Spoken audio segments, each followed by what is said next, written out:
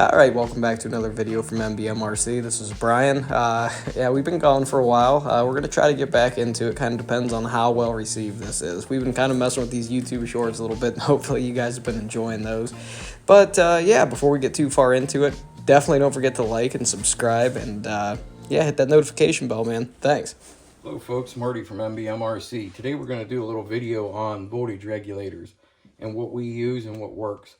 Since the last time we did a video, it's been a while, but we've experimented with a lot of different things, and I came up with this little voltage regulator that we use in all of our planes now to regulate the voltage to the receiver, and you can also use them on ignitions. But what I do, the reason we're doing it is we're able to use LiPo batteries of all different ranges with this regulator, which is something you can't do with anybody else's. This regulator will work with an input voltage of anything ranging from 3 volts to 35 volts.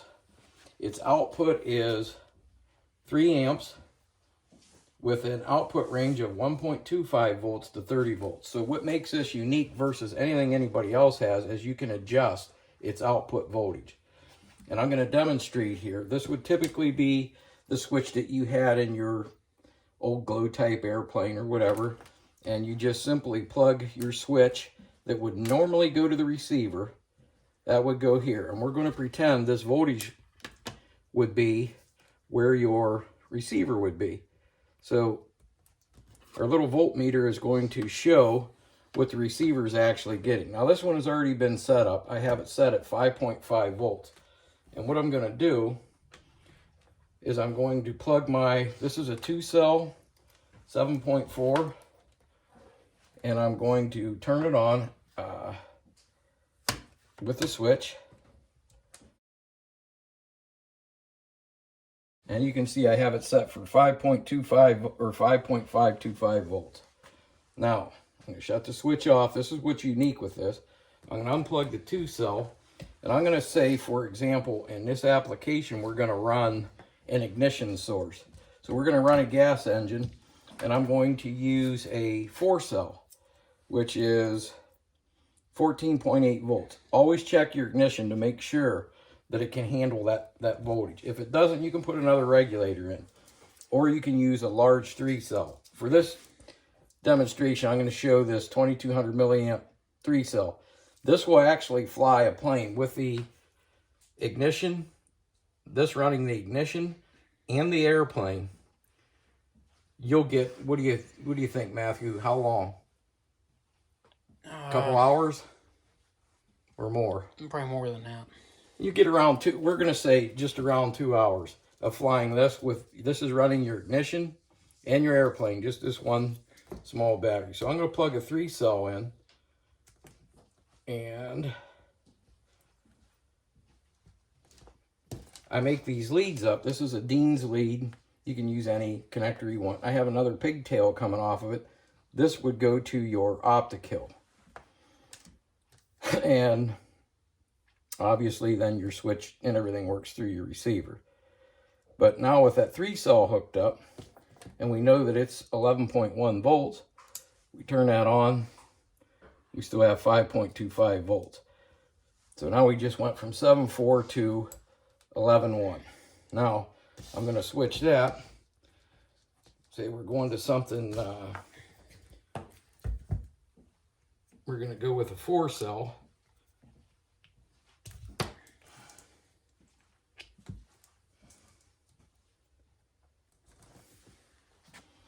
And I turn the switch on. Here's the 4-cell 5.525. So far you can see the regulator holds.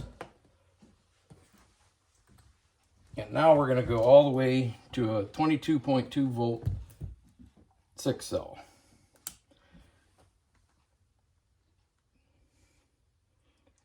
Little tiny bits, 5.52, 5.53, somewhere in there. But the neat thing with it is it's 2 amp output, so you can run as many servos as you need to run. This is what it looks like when it's completed. You can see I hot glue these ends so that it makes a a harness to hold the wire so it doesn't vibrate loose. And I'm going to show how we make them, where we get them, and how to set it up. And Matthew now is going to show the install in the actual airplane. Hey, this is Matthew. This is a typical setup with the regulator. Everything inside of that has a piece of Velcro on the bottom, and the regulator has the foam pad. Everything down inside there has Velcro, and got 3S 3000 in the back that's running this Telemaster. It's got an NGH 17cc in it, so it's running the servos and the ignition. And I was doing 30-minute flights on this and starting out at 99%, and it finished off at 82. So you get a lot of flight time on this kind of setup. Also, with the you can use just a regular Futaba J-style switch. And the old style, if you was doing a glow setup, you'd have the second lead coming off. That would be your charge lead. With this setup, you don't need that anymore. You can just tuck that away someplace you don't need it. Right here, on this little thing right here, you see that little brass colored screw. That's where you tune the regulator to the voltage that you want that your ignition box has on it. If you're running the battery off of both, set it to your 5.5 or whatever a 4/8 pack would read. And kind of rotate it around here. You can see that there's my optic kill I have set up, receivers on, and all that is ran off of just a 3S 3000 set at, I think, at 5.5 volts. Okay, now I'm going to show, I get these regulators from Amazon, and I buy them in a 10-pack. They're $16 for a 10-pack. This is how they come. Come in this little static-proof bag. And when you take them out, they look like this. And what we're going to do now is we're going to show you what it takes to make one of these. So the price of these works out to $1.60 a piece. We've had absolutely no failures with these. We've flown now with them for well over a year, have not had any issues with them. And what you'll need in order to do this is I use a hot glue gun, a soldering iron, some solder, and this is a very, very easy procedure. What we're going to do is I'm going to use, in this case, this is an old extension, and I'm going to find 2 leads, and I'm going to make the length that I want. I need a male and a female. And I'm going to clip these off like so.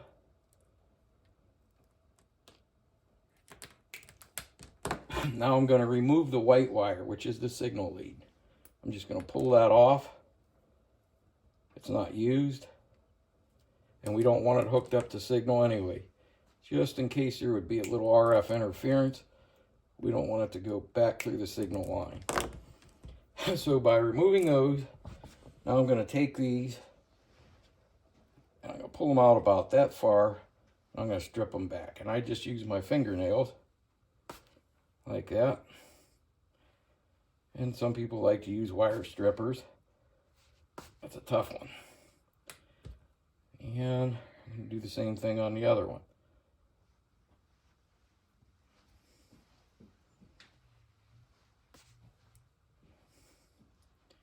You just want enough stripped off to get through the board. Now, this is important. This one here is actually the one that would typically go to the receiver. That's your output. On the bottom of the board, you can see they put a big arrow to show you what direction the current's going through it. So the arrow obviously points to the output. So we'll start with that one first. They also have on the bottom of the board is marked negative and positive. Always be polarity conscious. You don't want to plug something in backwards. So we're going to take that negative and we're going to feed it through the top of the board. This is important step, is that we go through the top of the board. I'm going to put it through like that, and I just kind of bend it over on the back. Now I'm going to take my soldering pencil, going to, you can see how that is. And I'm going to go ahead and solder that up.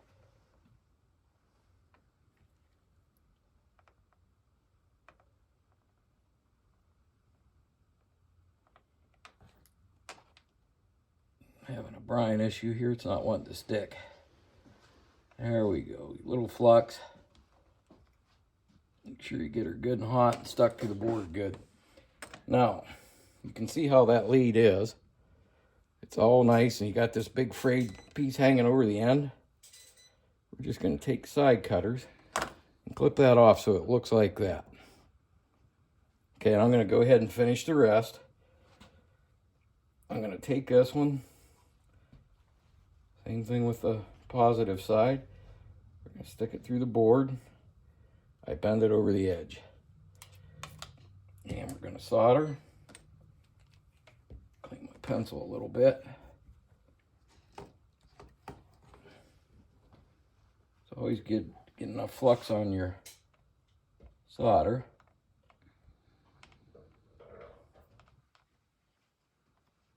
Make sure we get it good like that.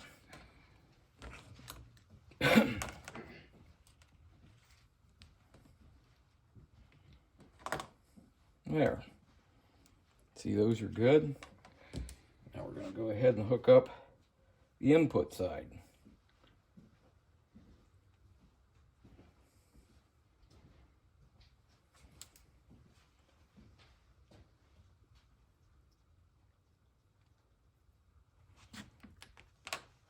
And again, making sure that you're polarity conscious and have everything going the right way.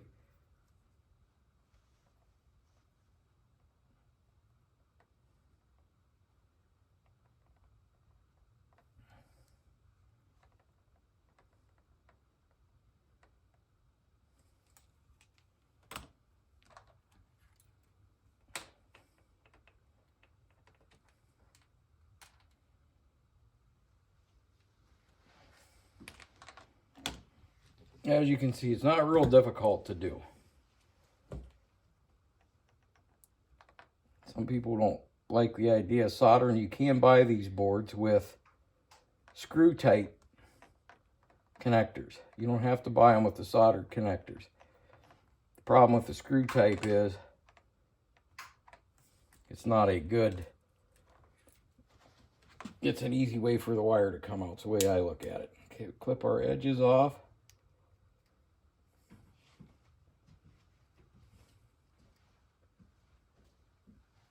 Okay, those are all clipped off.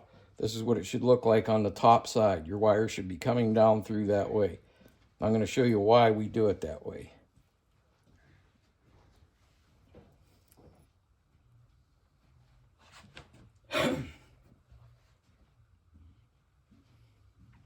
Okay, now as far as the next step goes, we're going to add a piece of foam to the back of it. This also comes from Amazon. It's called Excel Close Foam. It's a foam rubber. And all I'm going to do is lay the board up top of the foam rubber. And I'm going to kind of take my X-Acto knife with the back edge of the blade and just scribe the outlay of that. Like that. And I'm going to take a pair of scissors. And this again is our insulation or isolation for vibration. Okay. So I have a nice little foam piece cut out of the closed cell foam rubber. I'm going to take the back of the board with a glue gun, and I'm going to apply a bead of glue right down the middle of it. I'm going to take my foam and I'm going to press it on there. What you kind of want to see is it'll ooze through the little holes there and help adhere it to that. Now that that is on, we have isolation protection for vibration. Then I'm going to add my piece of Velcro to the bottom. This is a self-adhesive Velcro. I'm going to make it the length of that.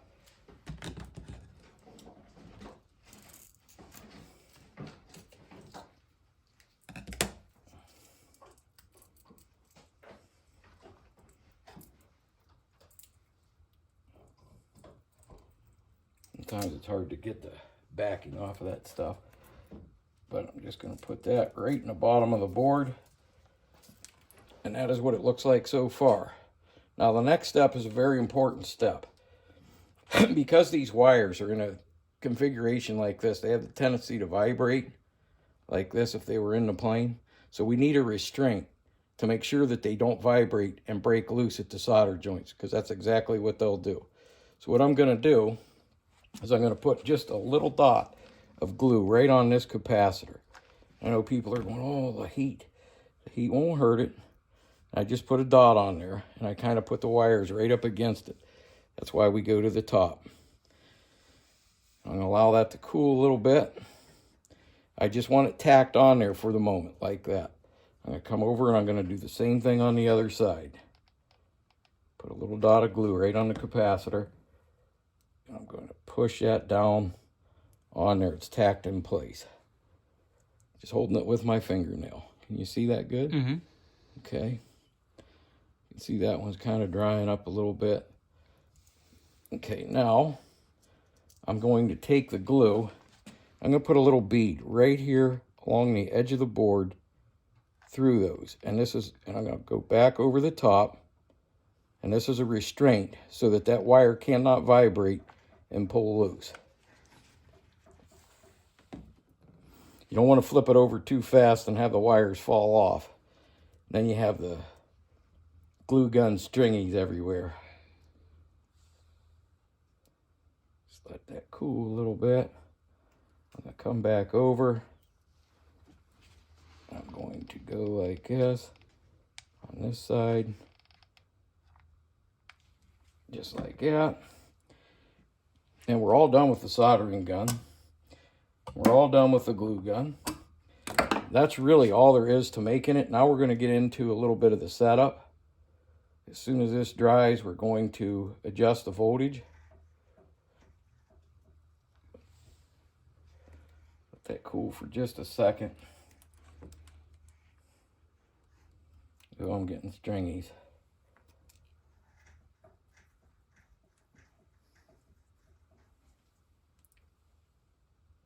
Takes that stuff a while to cool down, but you can see now I have a restraint. So when the wire is being vibrated or pulled, it's not vibrating at these points. It's holding the wire in place. And it's very important. And how I learned this was the hard way. Because what will happen is they'll vibrate and break loose. This restraint keeps it from doing that. So that's why I put the wires through the top. It makes an easy tie to that capacitor. So with that in mind, now we're going to move over to setup.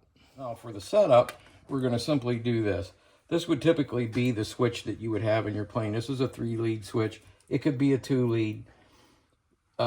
So what we're going to do is the single side is always the side that would go toward the receiver.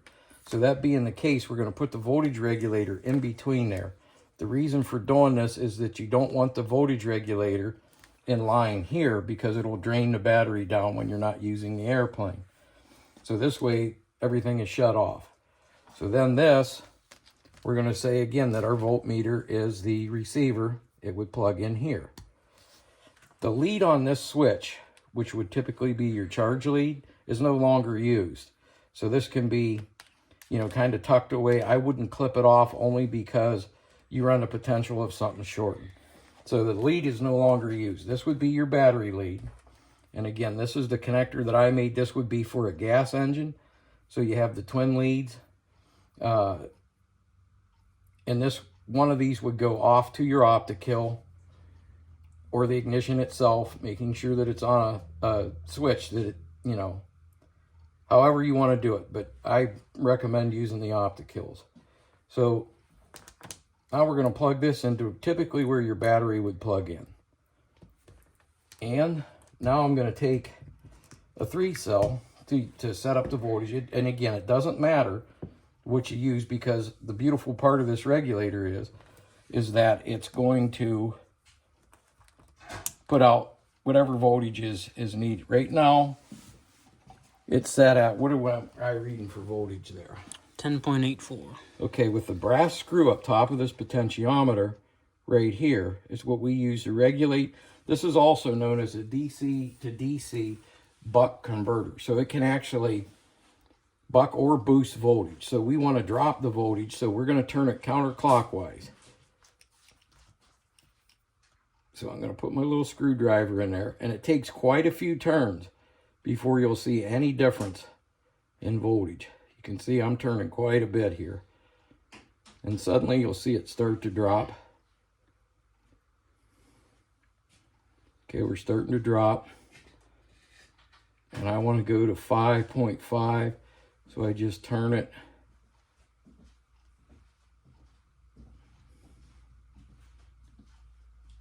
Okay, there's 5.4. I can go down, you know, for some guys that want to run 4.8 on the nose, you can see I can go to exactly 4.8. I can go down to 4. I can go to anything down to 1.25 volts. So if you wanted to run like lights in your plane or something and you wanted lower voltage for that, you can set it to anything you want. And you can use as many of them as you need. If you have an ignition you want to run at a certain voltage, you can put this in the ignition line. So we're going to go back up. We're down to 2.9. I'm going to go back up.